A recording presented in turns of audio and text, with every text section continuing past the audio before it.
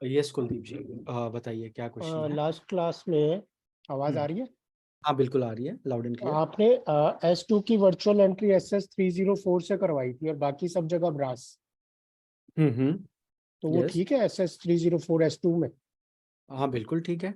S2 की जो entry है ना, अगर हम देखेंगे S2 जो है वहाँ पे देवता जो है, एक मिनट में चक्र ऑन कर लूँ तो आपको मैं अच्छे से समझा पाऊंगा। Just a moment.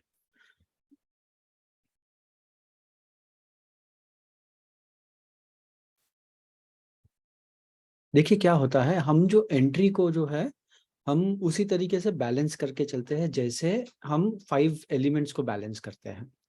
तो वहां पे S2 पे जो देवता है वो पुष्य देवता है, पुष्य देवता। ठीक है।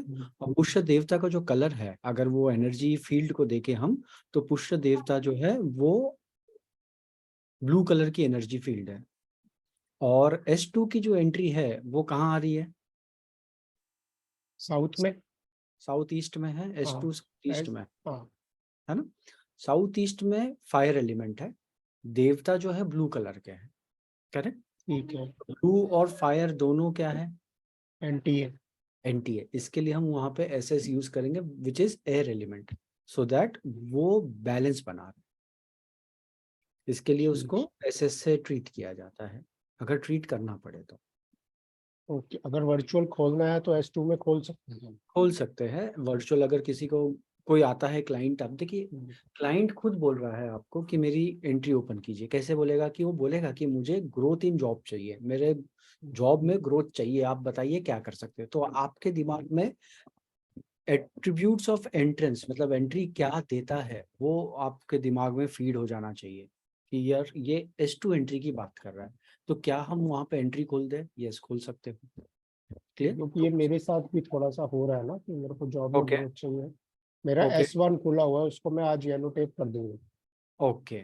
ओके। S1 जो है, S1 एंट्री मेल मेंबर जो बड़ा सन के है, ऊपर था। उसके ऊपर तकलीफ देता है। ये एंट्री बहुत जगह पे मैंने देखी है जो काम करती है, बहुत अच्छे से काम करती है। नहीं नहीं, आज मैं ब्लॉक करूंगा उसको और ये खोलने की कोशिश करता हूँ बिल्कुल S2। बिल्कुल बिल्कुल बिल्कुल कीजिए वो। ठीक है सर। एक आपने ना मतलब लास्ट टाइम में हम्म। S6 भी रह गया था, S6 पूरा नहीं किया था हमने। S6। बातों बातों में हम आगे चले गए थे। ओके। तो S6 की जो एंट्री है उसमें गंधर्व देवता है। ठीक है। एक S6 की जो एंट्री है वो गंधर्व देवता है। और वहाँ की जो एनर्जी फील्ड है, गंधर्व देवता जो है वो भी ब्लू कलर की एनर्जी फील्ड है। गंधर्व देवता है, उनकी एनर्जी फील्ड भी ब्लू कलर की है। इसलिए हम S6 में या तो येलो से ट्रीट करेंगे, या तो वाइट टेप भी यूज कर सकते हैं, वाइट कलर भी यूज कर सकते हैं। S6 की जो एंट्री है वो पॉवर्टी देती है। वो क्या देती है? पॉवर्टी मतलब पैसों की हानि, मनी फ्लो में दिक्कत देता है। उस वजह से घर का जो उस वजह से घर में जो रिलेशनशिप्स है पैसों के वजह से खराब होते हैं। घर के रिलेशनशिप्स जो है वो पैसों के वजह से खराब होते हैं। और वो रिलेशनशिप को सही करने में बहुत पैसे खर्च करते हैं। S6 की एंट्री जो है वो रिलेशनशिप को सही करने में बहुत पैसे खर्च कर देते हैं। जैसे ये S6 की एंट्री जो है डिवोर्स केसेस के लिए भी देखा जाता है। क्यों? वहां पे देवता गंधर्व है। गंधर्व क्या है? एक जो स्वर्ग का जो माहौल बना के रखते हैं, वो गंधर्व है। यहाँ पे एंट्री होने से क्या होता है? घर का पहले तो माहौल खराब होता है, दूसरा पैसों की हानि होती है। और ये दोनों कारण की वजह से हस्बैंड वाइफ की रिलेशनशिप बहुत खराब हो जाता है। और एक रिलेशनशिप मेंटेन करने के लिए पैसों का खर्चा होता है। जैसे डिवोर्स केस हो जाता है तो भी पैसों का खर्चा होता है। तो वो ध्यान रखना है S6 की एंट्री क्या इफेक्ट कर रही है उस केसेस में, तो अपने को ध्यान देना है उसमें। तो हमने एंट्रेंसेस किए थे, मेरे ख्याल से नॉर्थ की एंट्रेंसेस बाकी है, करेक्ट। N1 से N8 की एंट्रेंसेस बाकी है। तो आज हम उसको कंप्लीट करेंगे। और कोई क्वेश्चन है किसी का?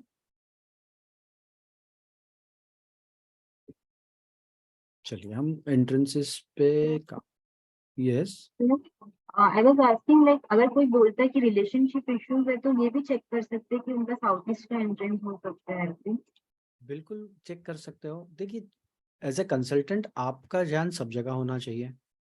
रिलेशनशिप की इश्यूज है तो वो इश्यूज किस वजह से है, क्योंकि जब आप उसको ड्रिल करोगे कि भाई क्या प्रॉब्लम है, रिलेशनशिप की इश्यूज क्यों है, तो वो धीरे धीरे सब चीजें बताएगा कि ये एंट्री है, ये है, इस वजह से प्रॉब्लम हो रही है। तो आपको डिकोड करना है, वो क्या बोल रहा है वो आपको डिकोड करना है, वो सब बताएगा। तो सर एक चीज और हो सकती है ना, सपोजिटली जिस घर में वो स्टे कर रहे हैं वहां पे नहीं है बट उनके और भी प्रॉपर्टीज है, वहां पे अगर S6 की एंट्रेंस हो तो भी उसका इफेक्ट आता है।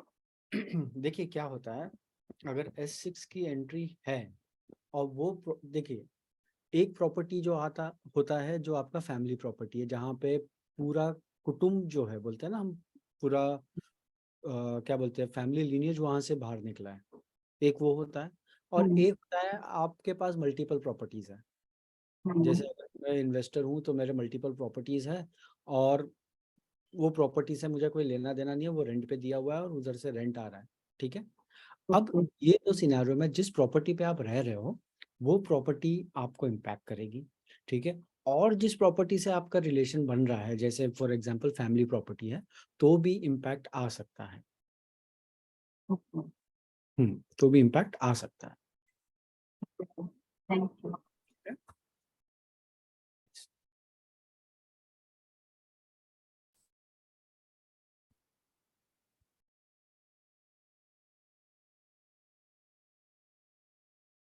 ठीक है, तो अभी हम बात करेंगे एंट्रेंसेस की।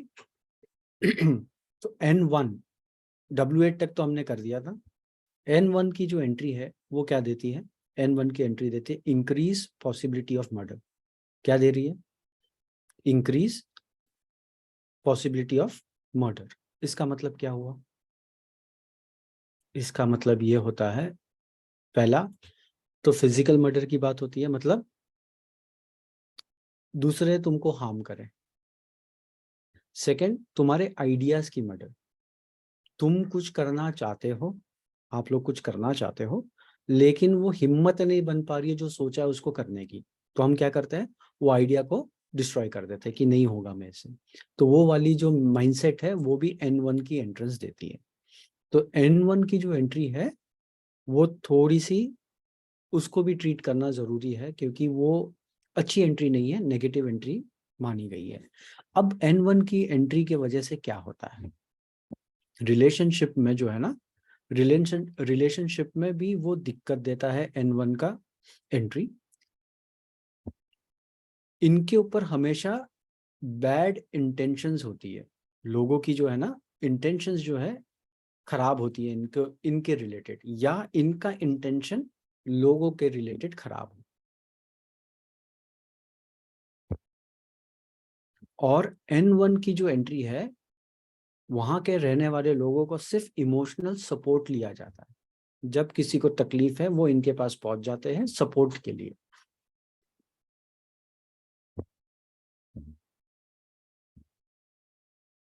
ठीक है, N1 की जो एंट्री है वो इंक्रीज पॉसिबिलिटी ऑफ मर्डर है, और यहाँ पे जो रहने वाले लोग हैं उनका सिर्फ इमोशनल सपोर्ट लिया जाता है। क्लियर। यहाँ पे जो देवता है दैट इज रुद्र देवता।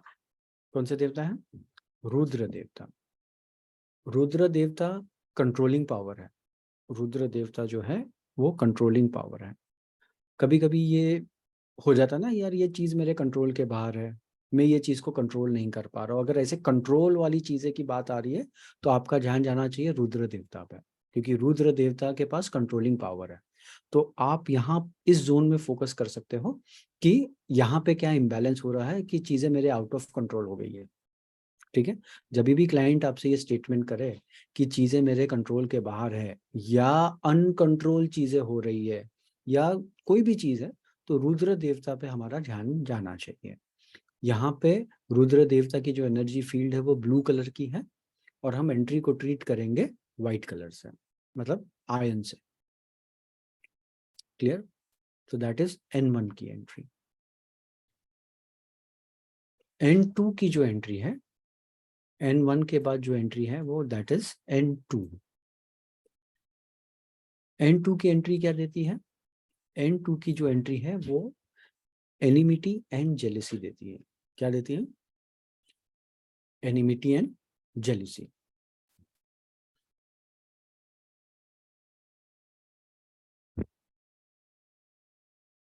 तो इसका मतलब क्या है? ये जो घर में लोग रह रहे हैं जिसकी एंट्री N2 की है, इनसे जेलिसी होगी। मतलब लोग जो है इनको एक अलग नजर से देखेंगे, एक जेलिसी की फीलिंग से देखेंगे और एक अपना दुश्मन समझेंगे। ये नेचुरल बिहेवियर हो जाता है। तो N2 की एंट्री है तो इनके पड़ोसियों के साथ बिल्कुल नहीं जमती, क्योंकि आपस में उनका झगड़ा हमेशा रहेगा, या फिर इनके रिलेटिव्स के साथ भी इनकी नहीं जमेगी। N2 की एंट्री है एनिमिटी एंड जेलिसी। तो क्लाइंट के पास जब आप जा रहे हो तो क्लाइंट आपको क्या बोलेगा? लोग हमसे जलते हैं, बिना मतलब के लोग जलते हैं। ये 100% आपको ये स्टेटमेंट क्लाइंट के मुंह से आएगा कि लोग बिना मतलब हमसे जलते हैं। तो ये जो जलन की जो भावना है वो N2 की एंट्री आती है। तो आपका फोकस कहाँ जाना चाहिए? N2 की एंट्री में क्या हो रहा है, N2 पे क्या हो रहा है। करेक्ट। अभी N2 पे जो देवता है वो है नाग देवता। नाग देवता। अभी N2 जो है एंट्री NNW का जोन है। NNW क्या है? सेक्स एंड अट्रैक्शन का जोन है। यहाँ पे जो देवता है वो है नाग देवता। नाग देवता क्या है? हमारी इच्छाओं की देवता, हमारे जो डिजायर्स है, डिजायर्स के देवता है नाग देवता। ठीक है। अब नाग देवता पे एंट्री है, डिजायर्स है, वो ओपन अप हो गई है। मतलब एंट्री का मतलब क्या है? वहां की एनर्जी और ज्यादा एक्सपांड हो गई, खुल गई है। ठीक है। तो डिजायर्स बढ़ जाती है। अब N2 की एंट्री और एक फीलिंग देती है कि लोग जो है ना वो थोड़े से डरे हुए होते हैं। हमेशा एक फियर फैक्टर होता है। जो रह रहा है उस घर में, उस घर में एक फियर फैक्टर हमेशा रहेगा, एक डर का माहौल बना रहेगा, क्योंकि इसमें हमेशा एनिमिटी जेलेसी है। तो उन लोग उस माहौल की वजह से एक डर का माहौल बन जाता है। और N2 की एंट्री है हस्बैंड और वाइफ के बीच के जो रिलेशनशिप है, फिजिकल रिलेशनशिप में भी दिक्कत आती है, क्योंकि नाग देवता की एनर्जी एक्सपांड हो जाती है जब वो एंट्री ओपन हो जाती है। तो हस्बैंड वाइफ के रिलेशनशिप को भी वो बिगाड़ सकती हैं। और N2 की एंट्री होने के वजह से हो सकता है ये कोई, बोलते हैं ना, एक्सटर्नल सपोर्ट ले। तो ये एक्स्ट्रा मैरिटल अफेयर्स भी करवा सकता है N2 की एंट्री। ठीक है। यहाँ पे नाग देवता है, उनकी भी एनर्जी फील्ड ब्लू कलर की है। तो हम N2 को ट्रीट करेंगे वाइट से, आयन से।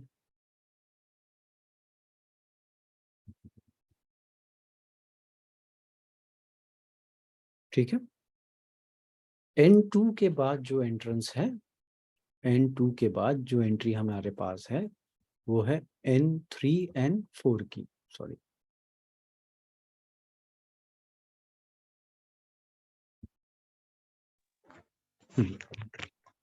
सर हम्म।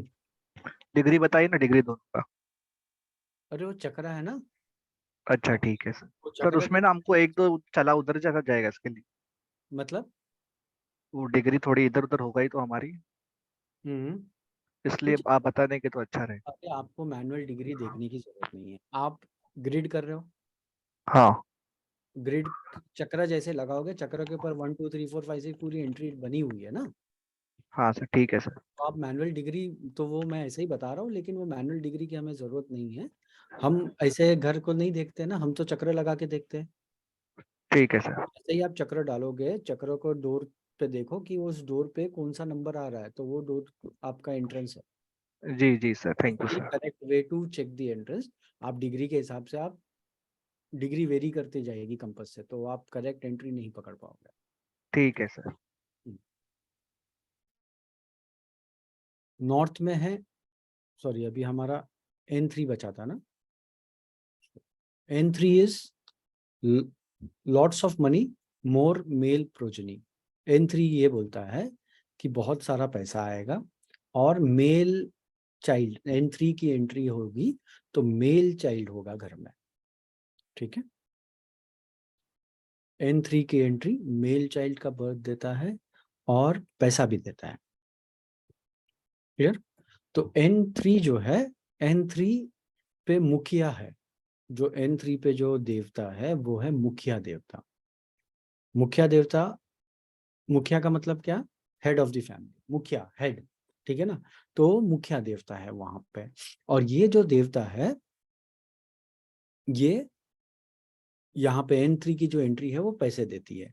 और इनका जो रिलेशनशिप अपने रिलेटिव्स के साथ बहुत अच्छा होता है। N3 की एंट्री है तो इनका relationship with their relative is very good. N3 की एंट्री को हम ट्रीट नहीं करेंगे। हम अगर एंट्री ओपन करनी है तो हम एल्यूमिनियम को यूज कर सकते हैं ओपन करने के लिए। इस एंट्रेंस को हम ट्रीट नहीं करते हैं। ओके।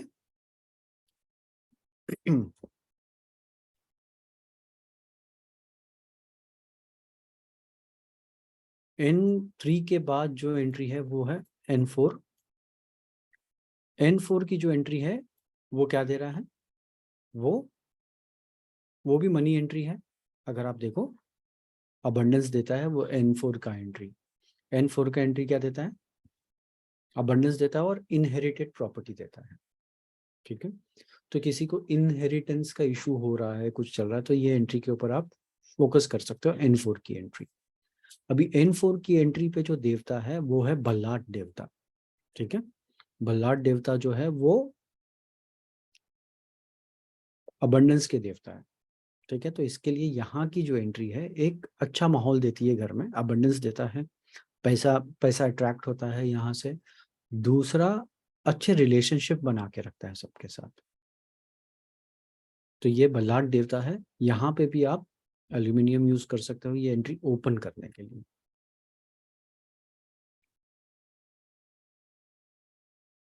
बल्लाट देवता के बाद जो हमारे पास N5, नॉर्थ में N5 जो एनर्जी फील्ड है वो देती है रिलीजियस बेंट ऑफ माइंड। क्या देती है?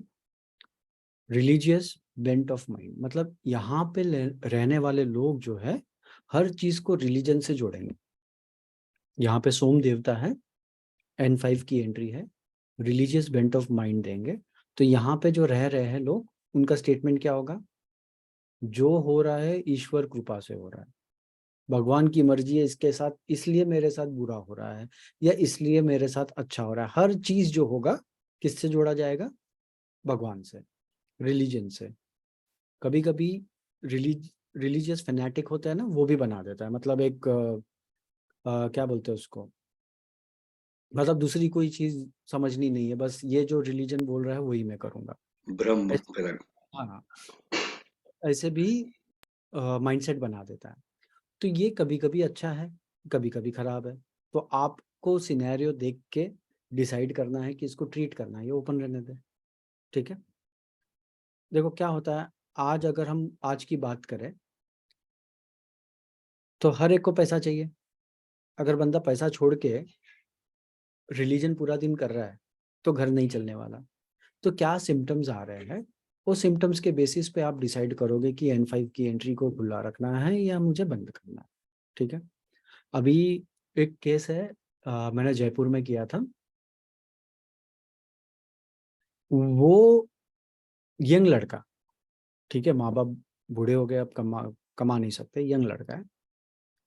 वो अचानक सब चीज छोड़ के पूरा दिन भजन करने लगा। ठीक है। तो वो सब चीज छोड़ के वो पूरा दिन वो भजन कीर्तन करना चालू कर दिया। अब मुझे बताइए, एक घर है जहाँ पे नीड क्या है? पैसों की। घर चलाने के लिए बच्चे हैं, माँ बाप है, वाइफ है, सबको संभालना है। इकलौता लड़का है, वो क्या करना चालू कर दिया? पूरा दिन वो भजन कर रहा है अभी बैठ के। तो क्या एंट्री है? ये N5 की एंट्री पक्का वहां पे दिख रही है और ये सिम्टम्स है। तो ऐसी चीजें हो जाती है कि आपका जो माइंडसेट जो है वो अट्रैक्ट हो जाता है इस पे रिलीजियस एक्टिविटीज की तरफ। फिर आपको जो बताया जाता है वो सही है ना? रिलीजियस पॉइंट ऑफ व्यू से जो बताया जाता है वो आप ही उसी को सही मानते हो। तो हर पॉइंट, हर चीज पे आप रिलीजन को जोड़ते हो। तो ये N5 की एंट्री का इफेक्ट है। ठीक है। N5 की एंट्री के बाद वी हैव N6। अब इसमें एक मजेदार बात समझिए, अगर आपकी एंट्री N5 और N6 की आ गई दोनों की, तो सोचिए क्या होगा। एक religious bent of mind they रहा है, दूसरा फेनेटिक बिहेवियर दे रहा है। तो ये जो है ना बहुत मुश्किल हो जाता है संभालना। N5 N6, पहली बात तो आप एज ए कंसल्टेंट जाओगे तो वो आप पे भरोसा करेंगे नहीं, क्योंकि रिलीजन जो बोलता है वही हम मानेंगे, ऐसा सिम्टम्स, ऐसे माइंडसेट बन जाती है। ऊपर से बिहेवियर क्या हो गया, फेनेटिक बिहेवियर हो गया। तो ये दोनों कॉम्बिनेशन बहुत डिफिकल्ट हो जाता है।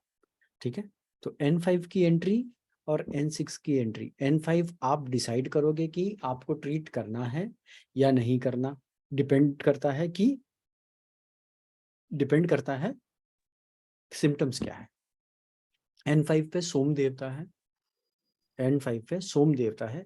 सोम देवता की जो एनर्जी फील्ड है वो रेड कलर की है, और N5 जो है वो ब्लू कलर की है। ठीक है, N5 वाटर जोन में है, सोम देवता रेड है, तो हम उसको ग्रीन से ट्रीट करेंगे। ठीक है, हम किसे ट्रीट करेंगे, ग्रीन से। क्यों, क्योंकि वाटर एंड फायर वहां पे मिल रहे हैं।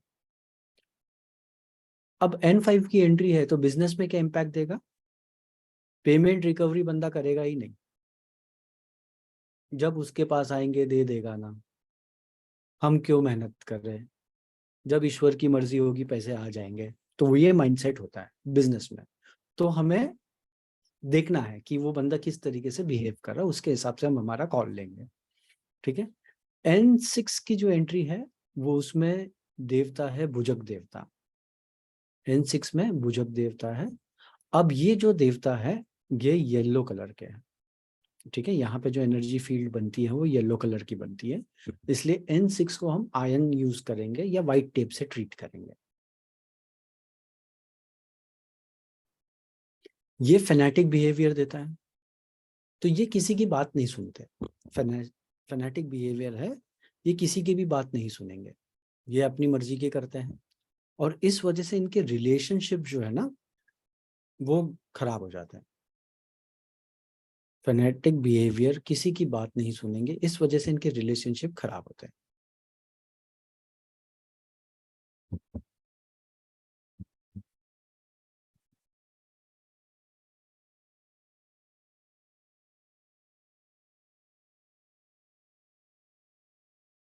N7 की एंट्री है, girls defy their family traditions. N7 की जो एंट्री है, girls defy their family tradition. इसका मतलब क्या है, इसका मतलब ये है कि घर की जो लड़कियां है अपने फैमिली की ट्रेडिशन को बदलकर अपना काम करेंगे। ठीक है, ये केसेस N7 की एंट्री में ये देखा गया है कि लड़कियों के लव मैरिजेस होते हैं। अगर आप इंडियन ट्रेडिशन की बात करो तो लव मैरिज का कॉन्सेप्ट नहीं था, मैक्सिमम अरेंज मैरिजेस होते थे। लेकिन यहाँ पे जो एनर्जी फील्ड है अदिति की, अदिति और दिति दो बहनें, पता है ना, तो ये एक एनर्जी देती है फीमेल पावर को अपना डिसीजंस रखने का। N7 की जो एंट्री है वो अपना डिसीजंस लेने के एक पावर देती है, इस वजह से घर की जो फीमेल्स है वो अपना डिसीजंस ले पाते हैं और वो फैमिली के ट्रेडिशन को चेंज करते हैं। जैसे अगर आपके फैमिली में किसी ने काम नहीं किया हो, फीमेल में किसी ने काम नहीं किया हो, तो हो सकता है उस घर की जो लड़की है वो अपना काम करे। ठीक है, लव मैरिजेस हो सकते हैं, तो ये पॉसिबिलिटी N7 की एंट्री देती है। Girls defy their family tradition. अब यहाँ पे जो एनर्जी फील्ड है वो है अदिति की, एंड अदिति की जो एनर्जी फील्ड है वो ग्रीन कलर की है। ठीक है, N7 वाटर जोन में है, तो हम इसको ब्लू टेप से ट्रीट करेंगे या एल्यूमिनियम से ट्रीट करेंगे। क्लियर। और N7 के बाद जो है वो है N8 की एंट्री। N8 की एंट्री जो है क्या देता है, नॉर्थ ईस्ट की एग्जैक्ट एंट्री है, और ये हायर बैंक बैलेंस देता है। अभी N8 और E1 में हमने E1 से स्टार्ट किया था, fire accident and losses and higher bank balance. तो N8 की जो एंट्री है वो पॉजिटिव है, हायर बैंक बैलेंस की बात करता है, और E1 की एंट्री जो है वो नेगेटिव है। N8 को हम ट्रीट नहीं करेंगे, N8 को ट्रीट नहीं करेंगे। वर्चुअल एंट्री ओपन करनी है तो हम एल्यूमिनियम को यूज करेंगे वर्चुअल एंट्री ओपन करने के लिए। क्लियर?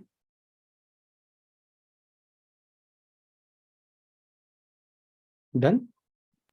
अगर कोई बोले कि पैसा ही नहीं बच रहा है, बैलेंस ही नहीं हो रहा है, तो N8 की एंट्री ओपन करवा सकते हैं सर हम? देखिए, पैसा नहीं बच रहा है उसका कारण क्या है, पहले उस पे जाइए। डायरेक्ट आप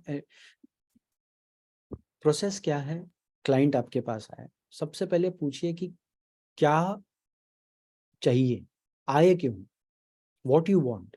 तो बोलेगा मुझे पैसा चाहिए। तो पैसा क्यों नहीं है तुम्हारे पास, या पैसा क्यों चाहिए?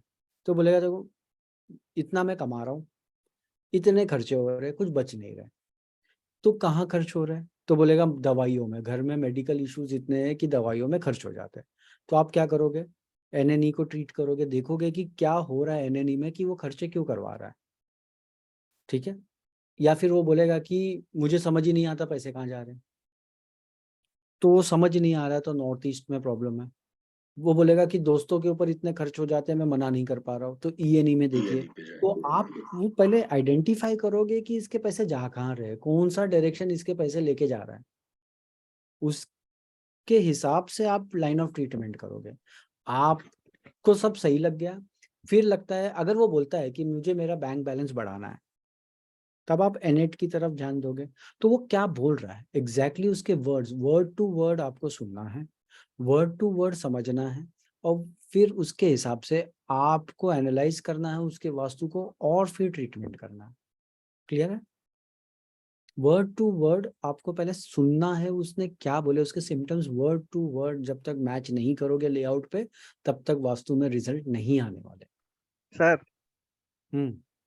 एक मेरे पास ऐसे ही आया, बोला कि मेरे को है ना, मतलब हमारे भाई सब है, सब कुछ है, हम्म। लेकिन बचरा नहीं है। तो मैंने उसको ऐसे ही पूछा क्या किया तूने?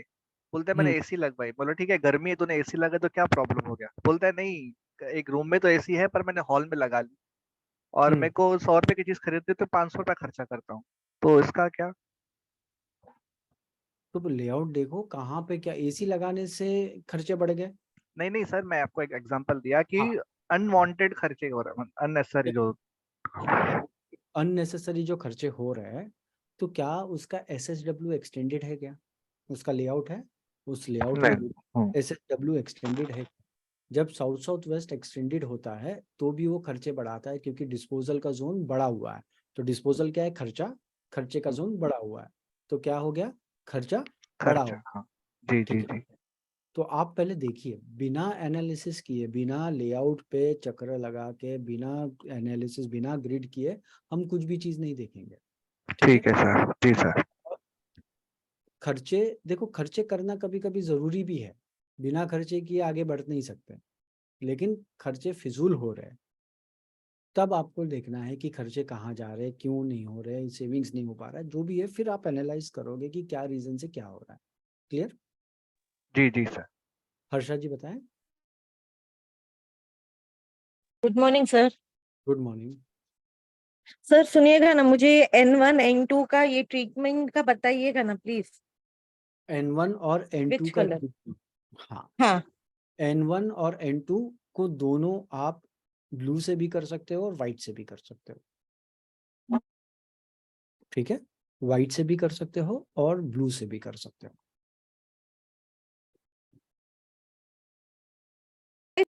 हेलो। हाँ बोलिए हर्षा जी, हेलो। बोलिए। हाँ बोलिए, सुनाई दे रहा है हाँ आपका आज आवाज। सर नेक प्रॉब्लम हो ओके। रहा है शायद, इसलिए मुझे ना हाफ ऑफ द वर्ड सुनाई नहीं दे रहे। सर N3 N4 तो अपन बेस्ट है तो नहीं ट्रीट करें, N5 है for by green tape. N5 को ग्रीन यूज कर सकते हो, यस।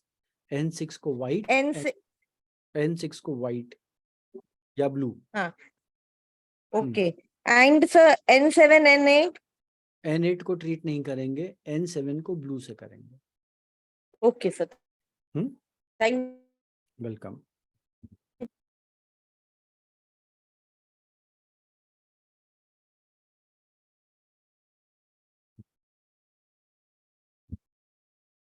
तो हमारे एंट्रेंसेस जो है पूरे कंप्लीट हो गए। 32 एंट्रेंसेस के ऊपर हमने बात कर ली। यस संगमित्रा जी बताएं।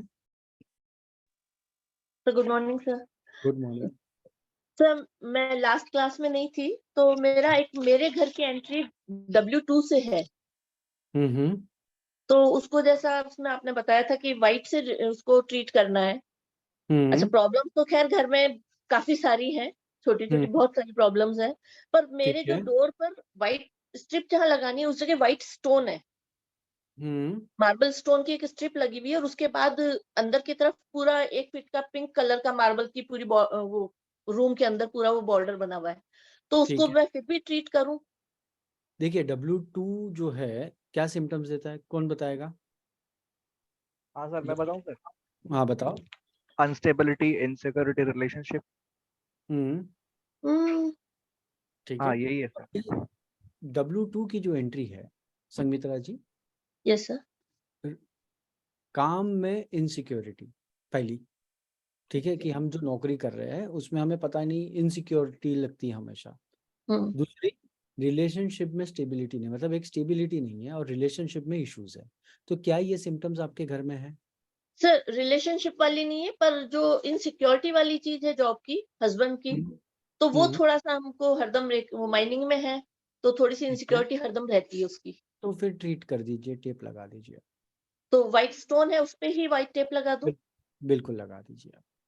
Okay sir. सर एक और चीज थी कि जो हम लोग शू रैक्स वगैरह रखते हैं, तो जैसे वेस्ट में आया हुआ है शू रैक, तो है तो बॉक्सेस के अंदर कुछ तो और कुछ बाहर है, तो वेस्ट में रखने चाहिए या नहीं रखने चाहिए, जो आप W4 जो बताते हो?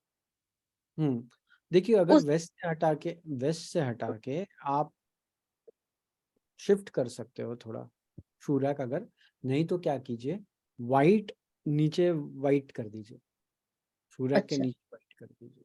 नीचे व्हाइट कर दूं उसके?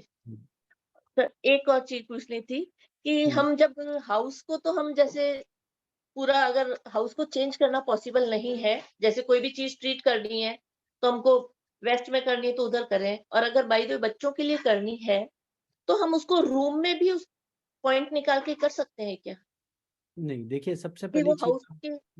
सबसे पहली चीज तो देखिए कि आप जो ट्रीटमेंट कर रहे हो वो क्या करना है या नहीं करना, वहां से स्टार्ट होती है। क्या जरूरी है? नहीं तो क्या होता है ना, नॉर्मली मैं देखता हूँ कि पूरा घर चेंज कर देते हैं वास्तु के नाम पे, तो नहीं करना है। आपको सबसे पहले देखना है कि क्या सिम्टम्स आ रही है। देखो, दो चीजें होती है, आपको लग रहा है ऐसा हो रहा है, और एक एक्चुअली हो रहा है। ठीक, तो हमें एक्चुअल क्या हो रहा है उसके ऊपर जाना है। मुझे लग रहा है मेरा बेटा पढ़ाई नहीं करता, तो हर माँ को यही लगता है कि मेरा बेटा पढ़ाई नहीं करता, लेकिन एक्चुअली वो पढ़ रहा है या नहीं पढ़ रहा है वो देखिए। अगर उसमें दिक्कत है, एक्चुअल चीजों में अगर प्रॉब्लम आ रही है, तो आप ट्रीट करोगे, नहीं तो नहीं करोगे। क्लियर? अब ट्रीटमेंट जो होगा घर के सेंटर को मानते हुए आपका ट्रीटमेंट करना है। ठीक है? अगर आप कहते हो कि बच्चा इस कमरे में रहता है पूरे टाइम, तो उस कमरे में आप कमरे का आप ग्रिड करके उस जोन में आप किताबें रख सकते हो, जैसे वेस्ट साउथ वेस्ट में उस कमरे के भी रख सकते हो, मना नहीं है। लेकिन हो सकता है कि जब आप सेंटर से ग्रिड कर रहे हो वो डायरेक्शन नेगेटिव है, तो आप नहीं, है ना? ओके, तो उसको चेक करोगे और फिर आप रख सकते हो, कोई प्रॉब्लम नहीं। Okay, thank you sir. Kuldeep ji बताएं। नॉर्थ में अगर शू रैक है तो नीचे ब्लू करते हैं? ब्लू कर दीजिए। देखिए, पहले तो देखना है कि सिम्टम्स है क्या हमें, शू रैक जो है क्या वो सिम्टम्स दे रहा है कि नहीं। नॉर्थ में क्या है, अपॉर्चुनिटीज। देखिए क्या होता है, जूते का मतलब क्या है, अपॉर्चुनिटीज के नाम पे हमें जूते मिल रहे हैं। एक मिनट रुकिए, पानी पी लीजिए।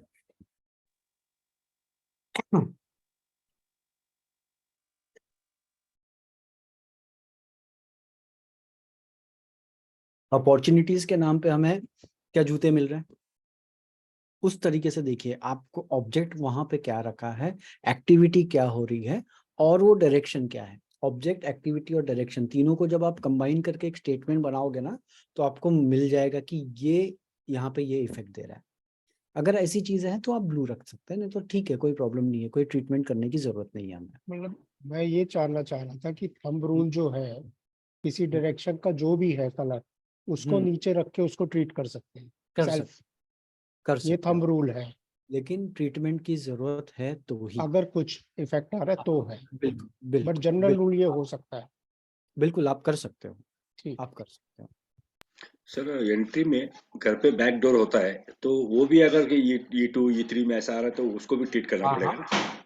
देखो जो भी चीज इंटरनल एनर्जी को एक्सटर्नल एनर्जी के साथ कनेक्ट करती है, जैसे एंट्रेंस है, उसे एंट्री, एंट्री का डेफिनेशन ये है, the space which connects internal and external energies. ठीक है, बैक डोर है, फ्रंट डोर है, कोई भी डोर है, वो दोनों वहां से हम अंदर से बाहर की तरफ एनर्जी को लेके जा रहे हैं या बाहर से अंदर की तरफ आ रहे हैं, तो वो एंट्री होगी, तो उसको ट्रीट करेंगे बस, अगर नेगेटिव है तो और सिम्टम्स आ रहे हैं तो। अभी जैसे मैंने बताया W8 नेगेटिव एंट्री है, लेकिन किसी किसी को चाहिए होती है, तो आप वो देखोगे कि ये एंट्री बंद करने से क्या हो जाएगा, इसके बिजनेस को तो इम्पैक्ट नहीं होगा, या बिजनेस केसेस में आप देखोगे कि एंट्री उसके लिए क्या काम कर रही है। करेक्ट, ठीक है। तो अभी एक लेआउट था, बजरंग जी उसके ऊपर काम कर रहे थे, तो जस्ट अ मिनट, हाँ, तो वो लेआउट मेरे को आप लोगों से डिस्कस करना था। उसका रीजन ये था कि ये लेआउट जो है ना, हो सकता है आपके लर्निंग को एनहेंस करे। PPT शेयर करूं सर? नहीं नहीं, है मेरे पास।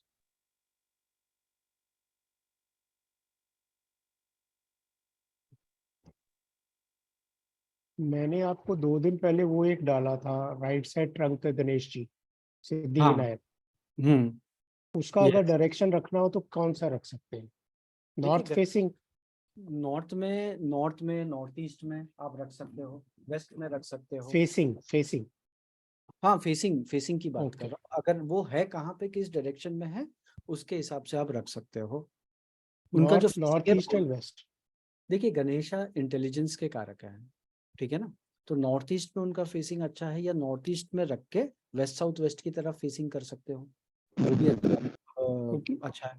राइट साइड ट्रंक जो है वो सिद्धि विनायक कहलाता है।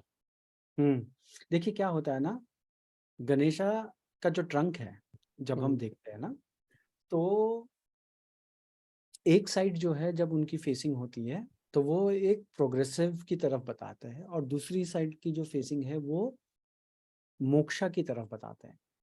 ठीक है, तो हम लेफ्ट साइडेड ट्रंक जो है ना रखते नहीं है घर में, जब लेफ्ट उनका साइड तो रखते हैं हम ज्यादा। राइट साइड, सॉरी, हाँ। राइट साइड जो है हम नहीं रखते।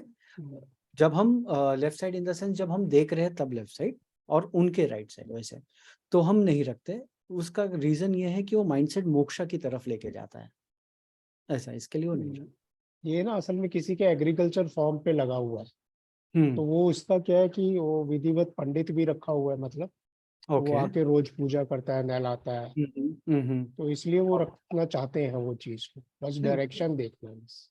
बस वो डायरेक्शन कोई भी पॉजिटिव डायरेक्शन हो, नॉर्थ में भी अच्छा रिजल्ट है, नॉर्थ ईस्ट भी सही है, आप वेस्ट भी। जो भी पॉजिटिव डायरेक्शंस है वहां पे आप रख सकते हो, लेकिन आइडल लोकेशन जो है उनका नॉर्थ बताया गया है। North face, okay. नॉर्थ में रख के, नॉर्थ में होना चाहिए आइडल, वैसा, नॉट फेसिंग, नॉर्थ में होना चाहिए। एक मिनट दीजिए, मैं जरा चार्जर कनेक्ट कर लूँ, एक सेकंड।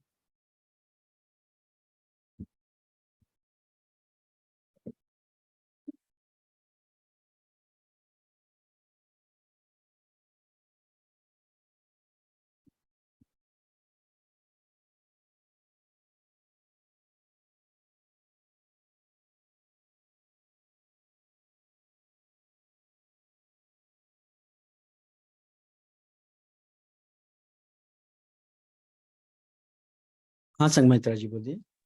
तो मेरे पूजा में जो एक गणेश जी की मूर्ति है, 8 इंच की मूर्ति है, और वो राइट साइड की सूंड वाली है, और मेरे पास आज पिछले है तो खैर 30 साल से पूजा कर रही हूँ मैं उनकी। करिए ना, देखिए क्या होता है ना, ये आप अपने पंडित से पूछिए, क्योंकि मैं पास उसका करेक्ट आंसर है नहीं कि जो मैं रेकमेंड कर सकूँ कि क्या करना है, कैसे करना है। ठीक है, डायरेक्शन पूछा था इन्होंने, तो मैंने डायरेक्शन की बात कर सकता हूँ मैं, बाकी नहीं है तो वो मेरे नॉर्थ में रखे हुए हैं, पर पूजा में रखे हुए हैं। ठीक है, ठीक है। हर्षा जी बताएं। सर वो म्यूट है। अलादीन लैंप है, तो उसका कुछ फेसिंग जो माउथ है वो ब्रह्मस्थान को फेस करके ऐसे कुछ नहीं है, नॉर्मल सिर्फ प्लेस करना है। आप सिर्फ प्लेस करिए, देखिए क्या होता है ना, आप उसके साथ कितना इमोशन कनेक्ट करते हो, उसको कितना रियलिस्टिक मानते हो, उसके बेसिस पे आपका, देखिए क्या है, it's all about programming your subconscious. ठीक है, तो ये जो लैम्प है ना, वो आपके सबकॉन्शियस को एक प्रोग्राम करता है। आप बच्चे लोग को देखें, देखो वो कितने क्या बोलते हैं उनको इतना क्लैरिटी होता है कि ये चीज मुझे मिल जाएगी, उस पर डाउट्स नहीं होता उनको। कभी देखा है बच्चे लोग को? और वो हाँ, लेके ये रहते। बात तो सही है।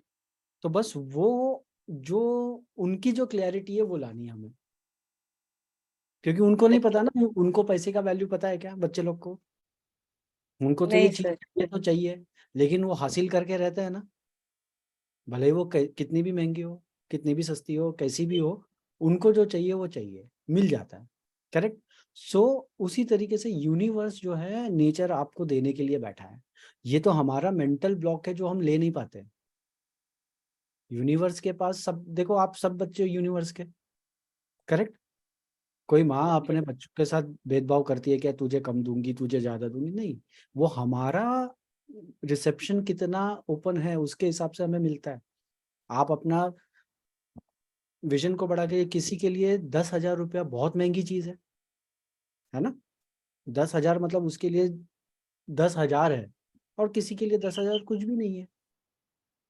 तो वो आप किस तरीके से उस 10,000 को देख रहे हो, वो डिपेंड करता है आप कितना कमाओगे। सही है। आप जितना जितना अपने सबकॉन्शियस को बढ़ाओगे, जितना उसका रिसेप्शन बढ़ाओगे ना, उतना आपका रिसेप्शन बढ़ेगा। Okay sir, thank you sir. तो वो सबकॉन्शियस को अपने ट्रीटमेंट करना बहुत इंपॉर्टेंट है। तो आप क्या वीडियो देखते हो? न्यूज़ कौन कौन देखता है रोज? पहले तो वीडियो ऑन कर लो यार, मेरे को समझ ही नहीं आ रहा है मैं किसके साथ बात कर रहा हूँ, है ना? वीडियो ऑन कर तो एक इंटरेक्शन तो बने। न्यूज़ कौन कौन देखता है रोज? हाँ सर, इंडिया टीवी। सब देखते हो रोज? हाँ रोज सर। देखना बंद कर दो, मैं सही बता रहा हूँ। आधा तो तकलीफ वो न्यूज़ देता है, वो बता देता दुनिया कितना खराब है, दुनिया में क्या हो रहा है, सब नेगेटिव न्यूज़ ही तो आ रही है। देखना बंद कर दो, जो इम्पोर्टेंट न्यूज़ है वो ऑटोमेटिक आप तक पहुंच जाएगी, है ना? जो इम्पोर्टेंट है वो ऑटोमेटिक आ जाती है। व्हाट्सएप आज है, सब इम्पोर्टेंट न्यूज़ 10 जन भेज रहे तो समझ जाना है ये इम्पोर्टेंट है। बाकी आप न्यूज़ देखना बंद कर दो, आधा लाइफ वहीं पे सेट हो जाएगा। मेरे को आज कितने 9 साल हो गए मैंने टीवी नहीं देखा, मतलब न्यूज़ नहीं देखा है। मेरा टीवी बंद, मैं टीवी नहीं देखता हूँ अनलेस एंड अनटिल कोई मूवी देखने का मन है तो, नहीं तो मैं टीवी ऑन नहीं करता, मेरे घर पे टीवी ऑन नहीं होता है। बच्चे लोग देखते हैं कार्टून, बाकी मैंने टीवी बंद रहता है। जब से न्यूज़ देखना बंद किया है तब से आधी लाइफ सेट हो गई है। तो न्यूज़ देखना पहले तो बंद कर दो, क्योंकि उसमें कुछ हासिल होने वाला नहीं है। और न्यूज़ क्या है, आपके सबकॉन्शियस को प्रोग्राम कर रहा है। अभी इलेक्शन आने वाला है 2024 में, तो अब देखो न्यूज़ कैसे आएंगे, क्योंकि एवरीथिंग इज प्लान्ड। आपको, आपके सबकॉन्शियस को क्या करते हैं उन लोग, खेलते हैं उसके साथ, एक डिसीजन मेकिंग के लिए तैयार करते हैं। तो वो पहले तो बंद कर दो, जिससे आपका सबकॉन्शियस जो है ना, जो हिट कर, तो वो सही हो जाएगा। तो न्यूज़ बंद कर दो, सबसे इंपॉर्टेंट चीज। और जो आपकी सबसे पहली इच्छा होगी ना, कौन सी वाली? एक इंजॉयमेंट की इच्छा होगी ना, कि मैं ये जाके एंजॉय करूं। सबकी होगी लिस्ट में कि मैं यहाँ जाके मुझे ये एंजॉय करना है, मुझे ये अम्यूजमेंट पार्क जाना है, मुझे ये जू जाना है। सबने बनाया होगा, लेकिन किया तो किसने नहीं होगा, सिर्फ लिख के रखा है मुझे ये जाना है। तो सबसे पहले जो है ना, उसको पूरा करो। जैसे मुझे वहां पे जाके ये खाना है, अगर ये इच्छा है मन में, तो जाके कंप्लीट करो। क्योंकि छोटी छोटी इच्छाएं जब पूरी करने लगोगे ना, तो सब बड़ी इच्छाएं भी पूरी हो जाती है। हम क्या करते हैं, सबकॉन्शियस को रोकते हैं उसकी इच्छाएं मार रहा है, तो आप वो कंप्लीट करना चालू करो, आपके जो बकेट लिस्ट है ना उसको खाली करना चालू करो। जब तक वो होगा नहीं तब तक सबकॉन्शियस आप पे भरोसा नहीं करेगा कि तुम पूरा कर सकते हो उसको। तो उसको बताओ कि yes you are capable to fulfil the desires, तो वो आपकी इच्छा पूरी करेगा। ये सब जो है ना, ये जब हम तंत्र की बात करते हैं, तंत्र is not like black magic या वो सब, तंत्र का ये हिस्सा है कि जब आप सबकॉन्शियस को कैसे ट्रेन करते हो। तो जो छोटी छोटी इच्छा है आपकी, ये खाना है, ये कपड़ा खरीदना है, ये ब्रांड का जूता लेना है, या ऐसा जो भी इच्छा है ना, उसको कंप्लीट करना चालू करो। देखो लाइफ बहुत अच्छी हो जाएगी। धीरे धीरे धीरे ना सब चीजें चेंज होने लगेगी, क्योंकि आपका जैसे ब्रेन की फ्रीक्वेंसी चेंज होती है, आपका सराउंडिंग चेंज होता है, आप चेंज होते हो। बहुत इंपॉर्टेंट है। हाँ, तो मैं लेआउट पे बात कर रहा था, है ना। तो ये है लेआउट, ठीक है। दिस इज द लेआउट, ये वाला घर है। अगर आप देखोगे, अब इस घर का ग्रिड कैसे करेंगे? ये घर है, इसका ग्रिड कैसे करेंगे? इसका सेंटर कहाँ मार्क करेंगे, कैसे मार्क करेंगे?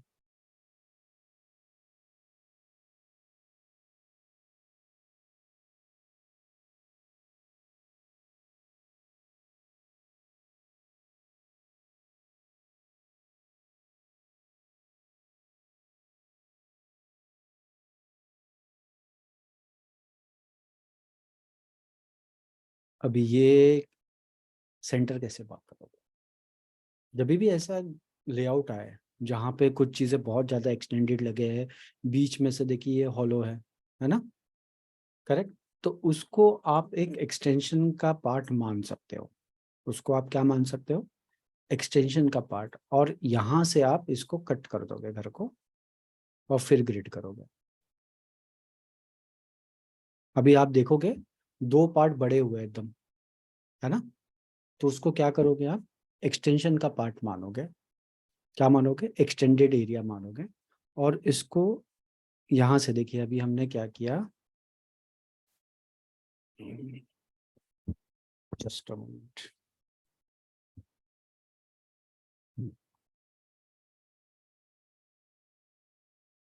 तो ये जो एरिया है, यहाँ से और यहाँ से कट करके इतने पार्ट का सेंटर कहीं यहाँ पे आया, और इसके बेसिस पे आप फिर ग्रिड करोगे। और ये जो एरिया है, इसको घर के एक्सटेंशन मान के इसके ऊपर काम करोगे। ये एक्सटेंडेड एरिया पकड़ के इसके ऊपर काम करोगे, ठीक है। नहीं तो इसका जो ग्रिड है, इसका सेंटर यहाँ पे आएगा, जो इनकरेक्ट है। अगर आप पूरे चीज का सेंटर करोगे तो यहाँ कहीं आएगा, वो करेक्ट सेंटर नहीं है। करेक्ट सेंटर ये है। और यहाँ से जब आप ग्रिड करोगे तो आपको पूरे सिम्टम्स मैच करते हुए मिलेंगे। तो कभी कभी ऐसे लेआउट्स आ जाते हैं जो अननेसेसरी बहुत ज्यादा एक्सटेंडेड है, तो एक्सटेंडेड पोर्शन को आप कट करते हुए सेंटर लोगे। इसलिए क्लियर? फैमिली रूम भी एक्सटेंडेड में लेंगे? ले सकते हो आप। अभी देखिए इसमें 2-3 सेंटर बनाई है आप, इसको भी आप काट दीजिए, समझिए।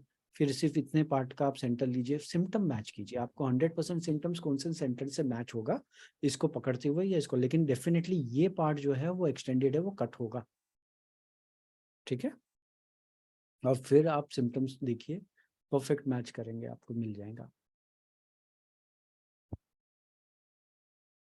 और बताइए, और कोई क्वेश्चन है? हमारा एंट्रेंसेस कंप्लीट हो गया है। अभी हम आगे वाले सेशन में ब्रह्मस्थान पे मर्मस्थान पे बात करेंगे। मर्मस्थान पता है क्या होता है? मर्मस्थान पता है? वास्तु में कुछ पॉइंट्स होते हैं, मर्म पॉइंट्स होते हैं। वास्तु में कुछ मर्म पॉइंट्स होते हैं। अगर उस पॉइंट पे कोई भी तरीके का भेद हो गया, मतलब कोई भी डिस्टरबेंस आ गई, तो वो फिजिकल डिस्टरबेंस हमें दे देता है, ठीक है। जैसे एक मर्म पॉइंट है, साउथ वेस्ट की तरफ आता है। अगर उस दीवार पे अगर आपने खिल्ला ठोक दिया, नेल कर दिया, तो आपका स्पाइन में प्रॉब्लम आ जाती है, तुरंत चलने उठने में प्रॉब्लम हो जाती है। कोई एक मर्मा है जहाँ पे आपने कुछ कर दिया, ड्रिल कर दिया, कुछ कर दिया, तो ब्रेन की सर्जरी दे देता है, पैर में तकलीफ देता है, घुटनों में तकलीफ देता है। तो ऐसे कुछ मर्मा पॉइंट्स घर में बने हुए हैं। उस मर्म को हमें सेफगार्ड करना है। नेचर खुद उसको सेफगार्ड करके चलता है, तो मर्मा पॉइंट कभी भी नेचुरली तकलीफ नहीं होती उसमें। लेकिन हम अननेचुरल, मतलब हमें नहीं पता और हमने वहां पे गड़बड़ कर दी, तो हमें क्या इफेक्ट आ सकता है उसके ऊपर हम नेक्स्ट क्लास में बात करेंगे। ठीक है। कभी कभी आपने देखा बिल्डिंग बन रही है और फिर वो रुक गया, उसका काम रुक गया, तो वो क्या होता है, मर्मा पॉइंट डिस्टर्ब कर दिया उसमें। तो मर्मा पॉइंट डिस्टर्ब हो गया तो काम बंद हो गई, बिल्डिंग रुक गई, वो अभी सालों साल तक कुछ नहीं हो रहा उसमें। तो वो इम्पोर्टेंट चीज़ है। जैसे साउथ में अगर आप देखो तो एक मर्मा टेक्निक करके एक होता है, जहाँ पे बॉडी के कुछ पॉइंट्स को अगर आप पंक्चर कर दो तो ह्यूमन पैरालिसिस हो सकता है, डेथ हो सकती है उसकी। एक मार्शल आर्ट का टेक्निक है। तो वही मर्मा पॉइंट जो है हमारे वास्तु में भी है। अगर आप उसको कुछ तकलीफ कर देते हो तो वो हमारे बॉडी में तकलीफ देखा गया है उसका। तो मर्मा पॉइंट्स के ऊपर हम बात करेंगे और उसको कैसे निकालते हैं वास्तु में, उसको कैसे प्लॉट करते हैं वो मैं बताऊंगा।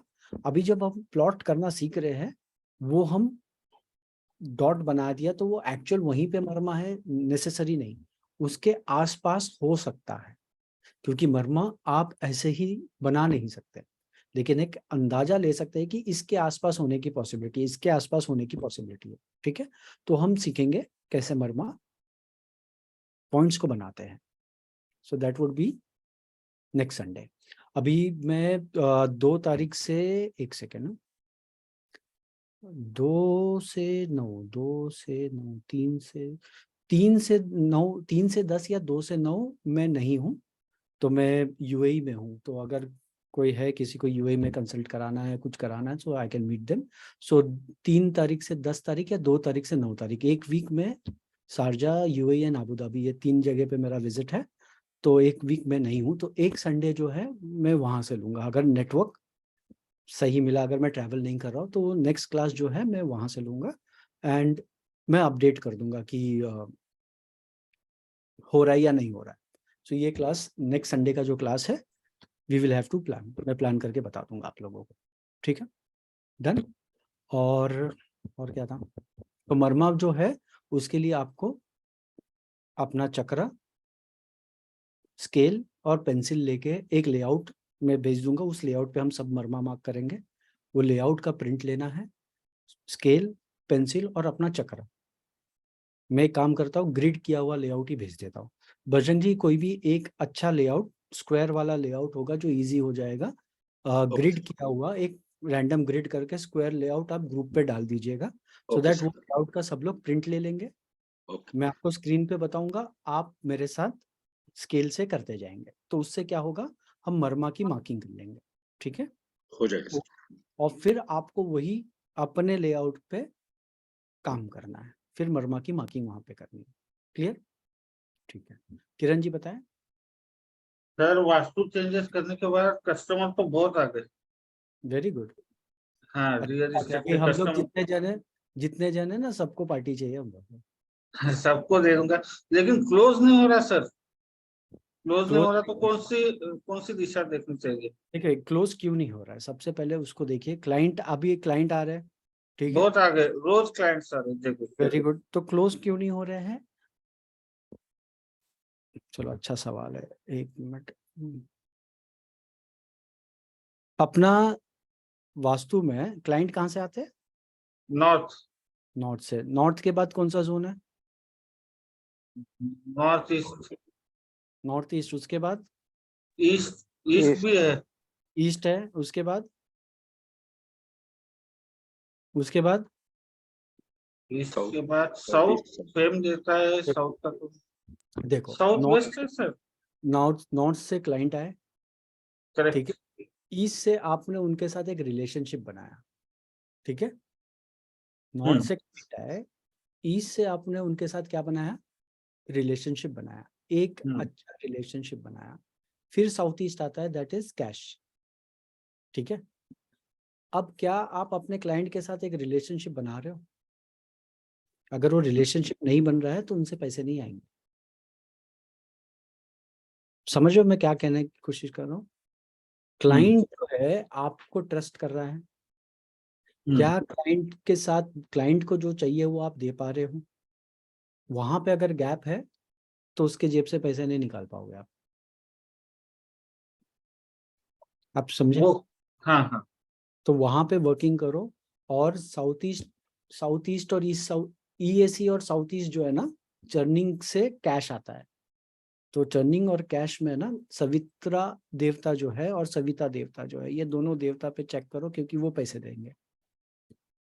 तो वहां पे जो साउथ ईस्ट में देखो, अगर साउथ ईस्ट में तकलीफ है, ईएसी में तकलीफ है, तो पैसे नहीं आ रहे। लेकिन उससे पहले आपको उनके साथ रिलेशनशिप बनाना है। देखिए, क्लाइंट पैसा कब देता है? कोई भी पैसा कब देगा बताओ? कोई भी पैसा कब देता है? ही सेटिस्फाइड। सेटिस्फाइड होगा अपने बात। सेटिस्फैक्शन तो बात की बात है। उससे पहले क्या? उससे पहले उसको क्या? रिजल्ट मिलेंगे। रिजल्ट भी तो बाद में आएगा। उससे पहले ट्रस्ट ट्रस्ट। जब तक वो आप पे भरोसा नहीं करता, तब तक पैसे नहीं निकालता वो जेब से। देखिए, आप एक सामान लेने जा रहे हो, एक मोबाइल लेने जा रहे हो, ठीक है? आपके फ्रेंड ने बोल दिया ये मॉडल नंबर सबसे बेस्ट है, तो क्या आप दूसरी बात सोचते हो? क्योंकि उस फ्रेंड की बातों पे भरोसा है, उसने जो बोला आप बिंदास ले लेते हो, और जितने पैसे का बोला उतने पैसे का ले लेते हो।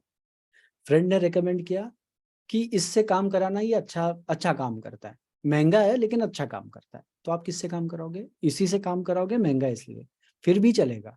क्यों? एक रिकमेंडेशन आया एक ट्रस्टेड बंदे से आपको। तो जब तक आप क्लाइंट का ट्रस्ट, सेल्स का सबसे इंपॉर्टेंट पॉइंट है ट्रस्ट।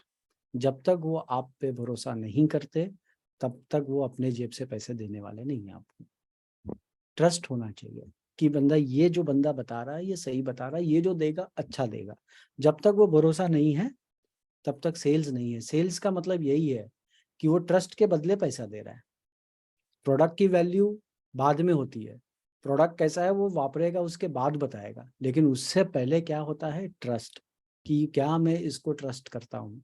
अगर आपका ट्रस्ट नहीं बना पा रहे हो, आप अपने क्लाइंट के साथ एक रैपो नहीं बना पा रहे, तो कहीं ना कहीं ट्रस्ट में कमी है। भले ही आप महंगा बेचो, पैसा इररिलेवेंट है, आदमी ट्रस्ट के पैसे देते। करेक्ट? तो चलो मिलते हैं नेक्स्ट संडे। मैं अपडेट कर दूंगा। बजरंग जी, आपका काम है ग्रुप पे एक पीडीएफ कॉपी A4 साइज में, रेक्टेंगुलर या स्क्वायरिश घर हो, उसको ग्रिड कर देना। पूरा ग्रिड हो, घर पूरा ग्रिड के अंदर आ जाए तो मार्किंग के लिए इजी हो जाए, ठीक है? और आप डाल दीजिएगा। सब लोग प्रिंट लेके नेक्स्ट संडे के लिए रेडी हो जाइएगा, और हम उस पर काम करेंगे, मरमा की मार्किंग करेंगे। डन? शाम तक डाल दूंगा सर। सर वो लास्ट वीक आप कुछ कह रहे थे, मैं नोट्स भेजूंगा कौन से वाले नोट्स? ये इसके ना, एंट्रेंसेस के? एंट्रेंस के, तो कंप्लीट हो गया तो आ जाएंगे। मैं अभी कर दूंगा, एंट्रेंसेस के नोट्स भेज दूंगा आप लोगों को। बाकी बहुत सारी चीजें हैं कि क्वेश्चंस क्या पूछने हैं, करेक्ट क्वेश्चंस क्या पूछना है, जब भी आप किसी क्लाइंट के साथ बात कर रहे हो तो क्या क्वेश्चन पूछने हैं। फिर एक पूरे वर्किंग है कि आप हर एक जोन में क्या क्या आपके ऑब्जर्वेशन है, उसको कैसे नोट करना है। उसका भी एक हमारा PDF है, वो भी मैं भेज दूंगा, सो दैट आप जब काम करो आपके लिए ईजी हो जाए। तो वो सब रेडी है, लेकिन एक टाइम सब चीज़ों से समझ लो आप, मतलब इसको नोट्स भेज दूंगा आपको, सो दैट एक आपके पास ये रहेगा। ऑलरेडी नोट है मेरे पास, मैं भेज चेकलिस्ट है ना? दूंगा। चेकलिस्ट की तरह हो। वो एक पूरा एक PDF का सेट है। वो PDF में सब चीजें, इंफॉर्मेशन जो हम कर रहे हैं ना, वो पूरी इंफॉर्मेशन उसके अंदर है, वो मैं भेज दूंगा आपको। ओके, ठीक है, चलो। सो हम मिलते हैं ब्रेक के बाद next Sunday. I will keep you posted, क्योंकि थोड़ा सा ट्रैवल है, तो उस दिन अगर मैं ट्रैवल नहीं कर रहा हूँ तो we will have the class. ठीक है, ओके चलो, थैंक यू। सर एक क्वेश्चन पूछ सकती हूँ? हाँ बिल्कुल, पूछिए प्रणल।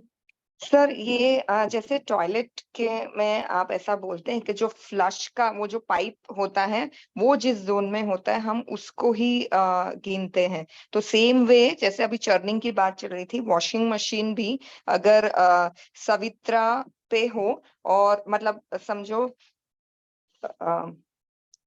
E7 E8 के बीच में हो, मगर उसका जो ड्रेनेज पाइप है वो E7 में है, तो इज इट के हम उसको सवित्रा पे ही समझे, मतलब EAC और SC के बीच में नहीं है? पहले तो आप डिफाइन कर लीजिए कि ये EAC में है या SC में है। ईएसी में है और एसी में थोड़ा पोर्शन आ रहा है, मगर ड्रेनेज पाइप है वो ईएसी अब में है सर। वो ड्रेनेज पाइप को छोड़ दो, ईएसी में है, ठीक है। हाँ हाँ, ये क्वेश्चन क्यों पूछा? ये क्वेश्चन क्योंकि सर ये अभी आप ये अपने चर्निंग की बात चल रही थी, और ये एक वॉशिंग मशीन है, वो अभी E6 में है और वहां से शिफ्ट करके E7 में रखने का है। देखिए, वॉशिंग मशीन E6 या E7 में नहीं होता। वॉशिंग वो मशीन, चर्निंग, सुन लीजिए, वॉशिंग मशीन ईएसी में होगा या साउथ ईस्ट में होगा, ठीक है। एंट्री E6 और E7 में एंट्री होती है। हाँ हाँ हाँ, समझ गए सर, आप समझ जब गए। बात करो तो हाँ आप ये बोलो कि वॉशिंग मशीन ईएसी में है और हाँ ये वैसे बताओ, E6 हाँ, E7 वॉशिंग मशीन नहीं होगी, एंट्री होती है। वो नंबर जो है वो एंट्रेंस के लिए है, ठीक है। जी सर, जी सर। तो ईएसी में वॉशिंग मशीन है, उसको थोड़ा और शिफ्ट करना है, तो थोड़ा और शिफ्ट करके जो पोजीशन पे आ रहा है ना सर, तो उसमें ईएसी और थोड़ा बहुत पार्ट एसी का भी आ रहा है। ठीक है। तो इसीलिए ये क्वेश्चन था, is it a wise decision, because वो थोड़ा कंफर्टेबल रहेगा अगर लेफ्ट साइड शिफ्ट हो जाएगा तो मशीन, बट उसमें थोड़ा पार्ट एसी का भी आ रहा है साथ में। मैं ये पूछ रहा हूँ, वॉशिंग मशीन क्या तकलीफ दे रहा है? तकलीफ नहीं दे रहा है सर, वो तो फिर जिस जगह पे है क्यों छेड़ना वहां है? पे, क्यों छेड़ना है? क्यों छेड़ना क्योंकि है? वहां पे कबर्ड, वो कबर्ड, एक कबर्ड वहां पे आ सकता है, ऐसा है, तो तो इसलिए अगर उसको थोड़ा। कबर्ड आ सकता है, शिफ्ट कराना, कर दो, प्रॉब्लम क्या है? तो यही आपसे पूछना था कि थोड़ा क्या? पोर्शन एसी का भी अगर आ रहा है मशीन में ईएसी के साथ में, ठीक है ना, आने दो ना, प्रॉब्लम क्या है? मैं ये पूछ रहा हूँ, प्रॉब्लम क्या है? फिर वो कैश चर्निंग में प्रॉब्लम आती है, इसके ये सोच के क्वेश्चन था मेरा आपसे। देखो, हल्का सा पूछ, देखो कैश चर्निंग में प्रॉब्लम नहीं आती। देखो क्या होता है, वॉशिंग मशीन जहाँ पे है ना, उस जोन का हमारा दिमाग हमेशा सोचते रहता है, ठीक है। करेक्ट, हमारा दिमाग जो है वो वॉशिंग मशीन जहाँ पे रखा है उसकी तरफ अट्रैक्ट होता है चर्निंग के लिए। अगर साउथ ईस्ट में वॉशिंग मशीन है तो वो क्या करेगा, पैसे के बारे में दिन भर उसके दिमाग में क्या चल रहा है, पैसे कैसे कमाऊं, कल कैसे पैसे लाऊं, आज पैसे का क्या करूं। तो उस वजह से वो मेंटली डिस्टर्ब हो जाता है, करेक्ट। तो वो सिनेरियो बन जाता है। ईएसी में क्या है, वो चर्निंग का जोन है, और चर्निंग के जोन में ही जब आप वॉशिंग मशीन रखते हो तो प्रॉपर चर्निंग होती है, जितना चाहिए उतना ही। अभी एक दही को भी अगर आप एक पर्टिकुलर चर्निंग के ज्यादा कर दो तो दही खराब हो जाता है ना। Yes sir.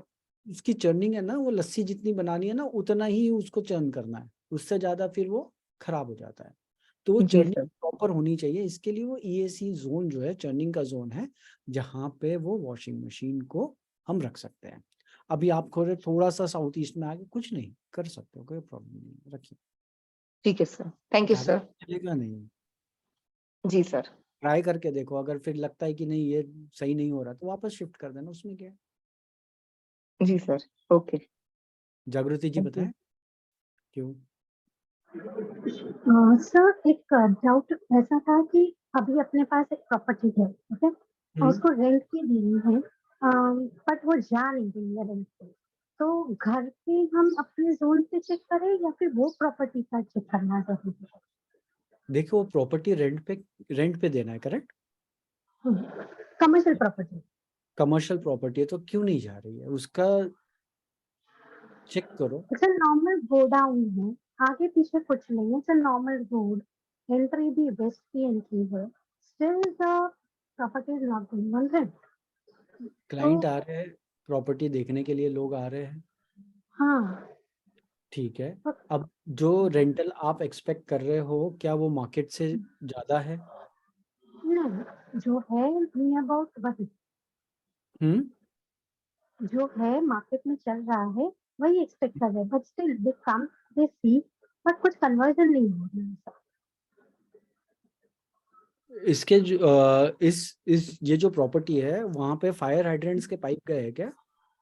नहीं, वहाँ बाजू में ना एक फ्लोर मिल है, चक्की। हाँ, तो वहां पे हाइड्रेंट के पाइप है क्या? नहीं ऐसा चेक नॉर्मल चेक कर सकती हूँ। कौन से एक- जोन में हो सकता है सर? नॉर्थ ईस्ट की तरफ चेक, बट वो पूरा चेक रेक्टेंगल है, एक गोडाउन खाली कैसा होता है? चेक चेक करो ना, नॉर्थ ईस्ट में बाहर की तरफ कोई पाइप है क्या, चेक करो। प्रॉपर्टी चेक के करके बाहर? प्रॉपर्टी का नॉर्थ ईस्ट का जो है ना, प्रॉपर्टी का जो नॉर्थ ईस्ट है वहाँ पे कोई पाइप है क्या? ओके सर, तो कमर्शियल प्रॉपर्टी के इसमें अपने घर के इसमें कुछ नहीं करना है इसमें? आप एक विश लिस्ट लगा दो कि ये प्रॉपर्टी मेरी अच्छे रेट पे रेंट आउट हो गई है W4 में, वो आप कर सकते हो। लेकिन उस प्रॉपर्टी में देखिए कि क्यों, पहले तो देखिए जब भी हम प्रॉपर्टी पे काम करते हैं ना, उसका एक तरीका होता है कि ये जो प्रॉपर्टी है ये किसके लिए फलेगी। ठीक है, जैसे अगर हम बोलते हैं ये प्रॉपर्टी हॉस्पिटल के लिए अच्छा है, डिस्पेंसरी चल सकती है या कोचिंग सेंटर चल सकता है, मतलब वो किसके लिए चलने वाली है वो प्रॉपर्टी, उसको आइडेंटिफाई। पहले ये ना बैंक को दी गई थी, तो इट वाज गोइंग गुड, फिर बैंक वालों ने वो जगह कम पड़ रही थी, सो दे शिफ्टेड। अब ये खाली पड़ी हुई है नियर अबाउट 3 साल से। देखो फायर भी बज रहा है, फायर हेड। नहीं मेरे घर के पास हॉस्पिटल। चेक करो चेक करो चेक करो, देखो नेचर का अलार्म है ये, जाओ चेक करो। Okay thank you sir. ठीक है,